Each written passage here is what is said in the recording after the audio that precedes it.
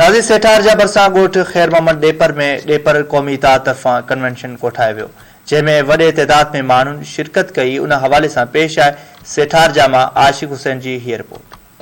नाज़रीन, हिन वक़्तु असां मौजूदु आहियूं सेठार जा भरिसां ॻोठ ख़ैर मोहम्मद ॾेपर में, जिते ॾेपर क़ौमी इत्तेहाद पारां कन्वेंशन मुनक़िद कयो वियो आहे। अचो त कन्वेंशन में मौजूदु माण्हुनि सां ॻाल्हि ॿोल कयूं, कन्वेंशन करण जो कहिड़ो मक़सदु आहे? जी, एजेंडा असांजो मंशूर इहो आहे त असांखे क़ौम खे गॾु करिणो आहे, हिकु प्लेटफॉर्म ते बीहणो आहे।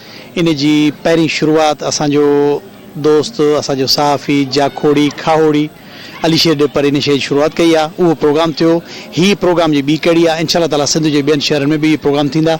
अल्लाह ख़ैर करे, असां जल्द इन कोशिशि में आहियूं त सुठा प्रोग्राम करे हर जाइ ते ऑर्गेनाइज़र चूंडे पंहिंजी बॉडी खे मुकमल शक्ल ॾियो। मक़सदु इहो आहे त ॾेपर को असां विछड़ियल आहे, गॾु कान्हे का, को किथे आहे को किथे आहे। इन जे करे असां कयो आहे त सभु गॾु थियूं, हिकु थियूं, ताक़त आहे। ॾेपर इत्तेहाद जा अहिड़ा प्रोग्राम करे ॾेपर खे पाण में गॾु करे 21 ऐं 32 सबूत जो ऐं असां इहो भरपूर कोशिशि कयूं त हिते जेके असां ॾेपर उन्हनि खे पाण में गॾु खणी। असांजे बुनियादी मक़सदु इहो आहे त असां पंहिंजी बिरादरी खे हिकु प्लेटफॉर्म ते आणणु था चाहियूं। जेके मसइला आहिनि पंहिंजे सरदार साहिब जी अॻुवाणी में हल करणु था चाहियूं। ऐं असांजो मैसेज इहो आहे पंहिंजी बिरादरी खे त इल्मु पिरायो, जेतिरो बहितर अथव त पंहिंजे ॿारनि खे अॻिते आणियो, तालीम ते तवजो ॾियो। ऐं उहो शौरी अलामत इन करे आहे त हिन में सभु लिखियो पढ़ियो जेको माहौल आहे, असांजा दोस्त आहिनि, असीं उनखे सभिनी गॾु खणी आया आहियूं। सेठार जा भरिसां ॾेपर जा में ॾेपर क़ौमी इत्तेहाद पारां हिकु जेको आहे कन्वेंशन कयो पंहिंजी बिरादरी जो। कैमरामैन नज़र अली कुबर सां गॾु आशिक़ हुसैन, धरती टीवी सेठार।